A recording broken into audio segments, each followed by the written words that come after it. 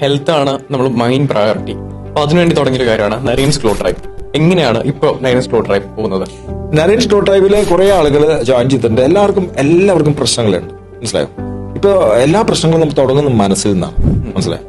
അപ്പോൾ നമ്മൾ ഏറ്റവും കൂടുതൽ ഫോക്കസ് ചെയ്യുന്നത് മൈൻഡ് സെറ്റ് റീവയറിംഗ് എന്ന് പറഞ്ഞ ഒരു പ്രോസസ്സിലാണ്.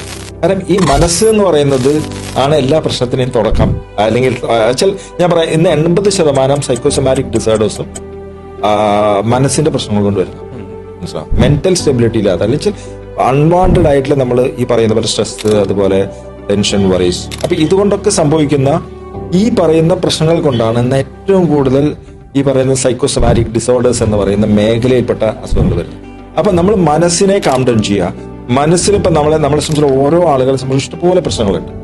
ഇപ്പൊ ഒന്ന് നോക്കിയാൽ പ്രശ്നം, അങ്ങനെ ഉണ്ടല്ലോ. നമ്മളിപ്പോ പുറത്തിറങ്ങുമ്പോൾ ജസ്റ്റ് നമ്മളിന്ന് നോക്കി കഴിഞ്ഞാൽ നമുക്ക് പ്രശ്നമാണ്.